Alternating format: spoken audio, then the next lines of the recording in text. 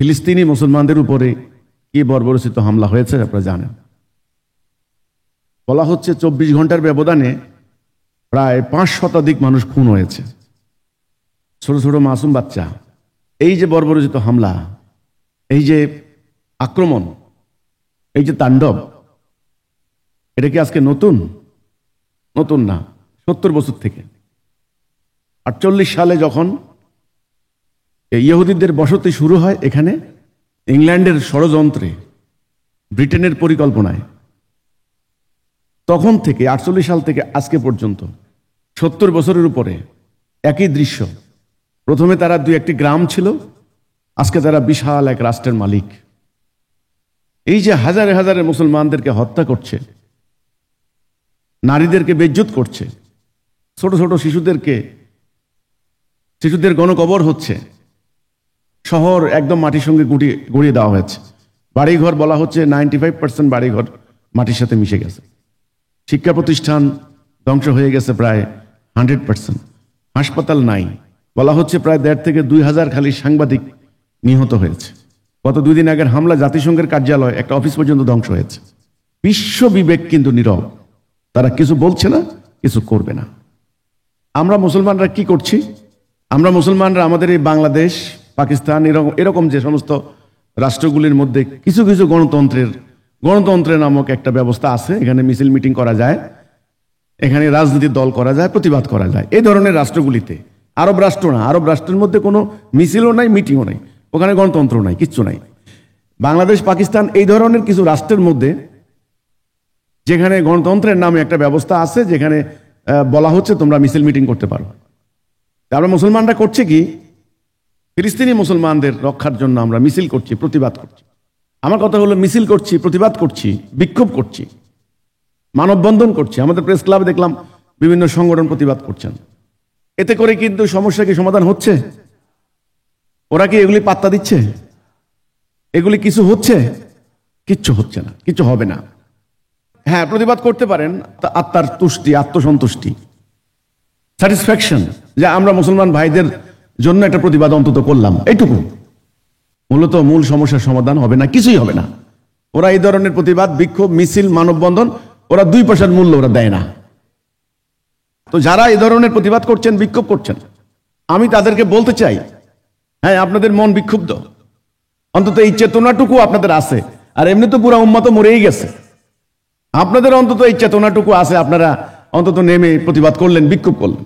তাদের জন্য আমার বক্তব্য, আমার কথা, রাসূল পাক সাল্লাল্লাহু আলাইহি সাল্লাম যে প্রক্রিয়ায়, যে তরিকায় আরবের জাহিলি সমাজের নিপীড়ন, নির্যাতন, হত্যাকাণ্ড বন্ধ করেছেন, সেই প্রক্রিয়ায়, সেই তরিকায় আপনাদেরকে প্রচেষ্টা করতে হবে। নাম জিহাদ। ওটা বাদ দিয়ে লক্ষ মিছিল মিটিং করেও কোনো লাভ হবে না। রাসূল কি করেছেন? রাসূল সর্বপ্রথম তাওহীদের উপরে ঐক্যবদ্ধ করেছেন। আমি বলবো, ফিলিস্তিনের এই সংকট কোনোদিন সমাধান হবে না। কিছুদিন পর দেখবেন পুরো মধ্যপ্রাচ্য ইহুদিরা দখল করে নিয়ে গেছে, তাতে করে আমরা হতবাক হওয়ার মতো কিছুই থাকবে না। অলরেডি দুনিয়া এখন তাদের হাতের মুঠোয়, তাদের কন্ট্রোলে। তাহলে এখন কি করণীয়? তাওহীদের উপরে পুরো উম্মাহটাকে ঐক্যবদ্ধ করা। ঐক্যবদ্ধ করতে না পারলে আপনি যতই বিক্ষোভ করেন, যতই মিছিল করেন, কোনো লাভ হবে না। তাদের পক্ষে আমেরিকা এসে হামলা চালায়, ইয়েমেনে হামলা চালাচ্ছে আমেরিকার বিমান বাহিনী। তাহলে ইসরায়েল এবং আমেরিকা একই। তাহলে ওদের দুনিয়ার সম্মিলিত শক্তি এখন ওদের পক্ষে, মিলিটারি পাওয়ার এখন ওরা, অর্থনৈতিক শক্তি এখন ওদের, আমরা বলি ইকোনমিক পাওয়ার। তাদের মিডিয়াগুলি দুনিয়ার সমস্ত মানুষের মনস্তত্ত্বকে কন্ট্রোল করে, যে মিডিয়া, সেটাও ওদের নিয়ন্ত্রণে। বিশ্ব মিডিয়া বলতে তাদেরকে বোঝায়। তাহলে আমাদের কি আছে? আমাদের 55 থেকে 60টা রাষ্ট্র আছে, আমাদের মাটির নিচে বিশাল প্রাকৃতিক সম্পদ আছে, অন্তত 200 কোটি মানুষ আছে।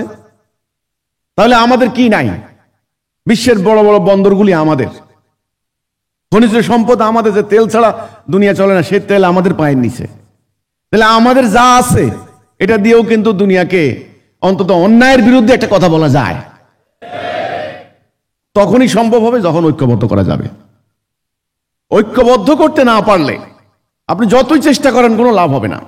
এটা প্রাকৃতিক সূত্র। এই জন্য পবিত্র কোরআনে আল্লাহ সুবহানাহু ওয়া তাআলা এই জন্য বলেছেন, ওয়াতাসিমু বিহাবলিল্লাহি জামিয়াও ওয়া লা তাফাররাকু, তোমরা আলাদা হইবা না, আল্লাহর রশিকে মজবুত করে ধরে রাখো।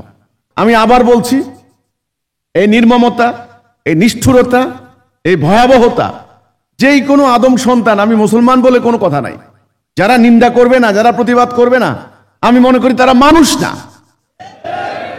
এই ছোট্ট ছোট্ট মাসুম বাচ্চা, ওরা কি বুঝে কে ইহুদি কে মুসলমান, কোনটা ইসরায়েল কোনটা ফিলিস্তিন, ওরা এটা বুঝে? কিচ্ছু বুঝে না। কোনটা আমেরিকা, কোনটা ছোট ছোট মাসুম বাচ্চা, তারা বুঝে মায়ের কোল, তারা বুঝে তাদের এটা খেলার আঙিনা, খেলার মাঠ, তারা আনন্দ উচ্ছ্বাস করবে। সেটা পর্যন্ত তাদেরকে কেড়ে নেওয়া হচ্ছে। যে ভয়ঙ্কর বিমান, এক একটা বিমান হামলা করা হচ্ছে, মুহূর্তের মধ্যে মাটির তলদেশে চলে যাচ্ছে বিল্ডিংগুলি। এত ভয়াবহ, উদ্ধার করারও সম্ভব নয়, একবার টুকরা টুকরো হয়ে যাচ্ছে মানুষগুলি। এই নিষ্ঠুরতা, এই বর্বরতা দেখে যেই কোনো মানুষ প্রতিবাদী হবে, বিক্ষুব্ধ হবে, মনক্ষুণ্ণ হবে। কিন্তু আমার কথা হচ্ছে, এর সমাধান এক নাম্বার, পুরো মুসলমানদেরকে ঐক্যবদ্ধ হতে হবে। এখন প্রশ্ন হচ্ছে, মুসলমানরা কি ঐক্যবদ্ধ হবে? আরব রাষ্ট্রগুলি কি ঐক্যবদ্ধ হবে? হওয়ার লক্ষণ নাই। কারণ আরবরাই, আমরা বাংলাদেশ থেকে প্রতিবাদ করি, কি লাভ হবে? ফিলিস্তিনের চতুর্দিকে আরব, এদিকে মিশর, এদিকে সৌদি আরব, এদিকে সিরিয়া, এদিকে ইরাক, এদিকে জর্ডান, সমস্ত কিছু। এরা প্রতিনিয়ত ওই ইউরোপে আমেরিকার হর্তাকর্তাদের সঙ্গে মিটিং করে, বৈঠক করে, আলিশান হোটেলে থাকে, তাদের কোনো টেনশন নাই। তাহলে সমাধানের এক নম্বর পথ হচ্ছে ঐক্য। এই ঐক্যবদ্ধ করার সূত্র হচ্ছে তাওহীদ, লা ইলাহা ইল্লাল্লাহ। আল্লাহর হুকুম বিধান ছাড়া আমরা কারো হুকুম বিধান মানি না। এটা হলো এক নাম্বার। একমাত্র আল্লাহর সার্বভৌমত্ব মেনে নিতে হবে। যদি আল্লাহর সভরেন্টি মেনে নেই, তবে একমাত্র আমাদের এই সম্ভব, এই সংকট। দ্বিতীয় কাজ, ঐক্যবদ্ধ হওয়ার পরে কি করবেন? ঐক্যবদ্ধ হওয়ার পরে দ্বিতীয় কর্তব্য হবে আল্লাহর দ্বীন প্রতিষ্ঠা করা।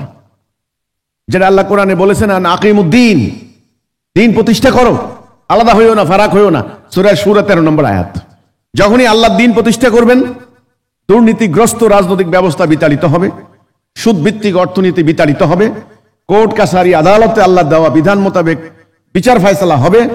শিক্ষা ব্যবস্থায় এই বস্তুবাদী ভোগবাদী শিক্ষা ব্যবস্থার পরিবর্তে মানবতার কল্যাণকামী একটা শিক্ষা ব্যবস্থা প্রবর্তন করা হবে। ফলে কি হবে? জাতি চতুর্দিক থেকে, চারদিক থেকে জাতি সমৃদ্ধ হবে। তখন আপনি লড়াই করতে পারবেন। তাহলে এর বাহিরে যতই চেষ্টা করেন, যতই প্রতিবাদ করেন, যতই বিক্ষোভ করেন, কোনো লাভ হবে না। ফিলিস্তিনের বিরুদ্ধে মুসলমানদের এই বিভিন্ন দেশে প্রতিবাদ হচ্ছে, বিক্ষোভ। সবাই কিন্তু প্রতিবাদ বিক্ষোভ করে না। যারা বিভিন্ন ধর্মীয় সংগঠন করে, তারা তাদের রাজনৈতিক কর্মসূচির অংশ হিসাবে এগুলো করে। ভারতে কি হচ্ছে, ফিলিস্তিনে কি হচ্ছে, আপনার হলো ওই আমেরিকাতে, ফ্রান্সে কি হচ্ছে, ওই চার্লি অ্যাবদো মানে রাসূলকে কে অবমাননা করছে, এগুলা নিয়ে বিভিন্ন ধর্মীয় সংগঠন বিক্ষোভ করে, মিছিল করে, প্রতিবাদ করে। বাস, প্রতিবাদ শেষ, মিছিল শেষ, আগের মতো জীবন যাপন চলে। কোনো পরিবর্তন আছে? কোনো চেঞ্জ আছে? মুসলমানদের ভাগ্যের কোনো পরিবর্তন আছে? নাই, হবে না, কিচ্ছু হবে না। হবে না বলেই নবী করিম সাল্লাল্লাহু আলাইহি সাল্লাম এই ধরনের কোনো প্রক্রিয়া জাননি। তিনি এক মন, এক দেহ, একাগ্র হয়ে, এক লক্ষ্য নিয়ে তিনি আল্লাহর দ্বীনটা প্রতিষ্ঠা করেছেন, জাতিকে আগে তাওহীদের উপর ঐক্যবদ্ধ করেছেন। জাতিকে যখন তাওহীদের উপর ঐক্যবদ্ধ করবেন, জাতির নেতা হবেন কয়জন? একজন। পুরো জাতি হবে এক জাতি, ওয়ান নেশন, একটা বডি, একটা শরীর। সিদ্ধান্ত হবে একটা, ডিসিশন হবে একটা। এবার আপনি ফোকাস করবেন কোন দিকে? এই দিকে। পুরো জাতির মন, মেধা, সম্পদ, শিক্ষা, জ্ঞান, অর্থনৈতিক শক্তি, সামরিক শক্তি, সমগ্র কিছু একদিকে, একটা নির্দিষ্ট লক্ষ্য হাসিলের দিকে তখন নিবন্ধিত হবে। তখন গিয়ে একটা লক্ষ্য আপনি হাসিল করতে পারবেন। এই যেমন বাংলাদেশে ধরেন, এক এক দল এক এক দিকে। এক দল রাজনীতি করেছে 16 বছর, এবার এখন যারা আছেন ওনারা তাকে পিটিয়ে মেরে দেশ থেকে বের করে দিয়েছে। এরা আবার দিন রাত ষড়যন্ত্র করছে কিভাবে ঢুকবে, এদেরকে আবার পিটিয়ে মেরে দেশ থেকে বের করে দেওয়া যায়। তো নিজেরা মারামারিতে শেষ হয়ে গেছে। এই সুযোগটা ওরা নিচ্ছে। যে ফিলিস্তিনের এই সংকট দূর করা মিছিল, মিটিং, প্রতিবাদ দিয়ে হবে না। কি করতে হবে? তাওহীদের উপরে পুরো উম্মাহটাকে ঐক্যবদ্ধ করতে হবে। ঐক্যবদ্ধ করলে জাতি নেতা হবেন কয়জন? একজন। পুরো জাতি আল্লাহর দেওয়া হুকুম প্রতিষ্ঠা করবে। তখন এই জাতির সমস্ত সম্পদ, সমস্ত মেধা, সমস্ত শ্রম একটা নির্দিষ্ট লক্ষ্যের দিকে ধাবিত হবে। ওই জাতিরা তখন আল্লাহর রাস্তায় সংগ্রাম করবে, জিহাদ করবে। রাসূল জিহাদ করেছেন, রাসূলের সাহাবীরা জিহাদ করেছেন, রক্ত দিয়েছেন, জীবন দিয়েছেন। আপনারা আত্মার বিরুদ্ধে জেহাদের হাদিস টপকাবেন, মুখস্থ করবেন, আর ফিলিস্তিনের মুসলমানদের উদ্ধারের জন্য মিছিল করবেন, কোনো লাভ হবে না।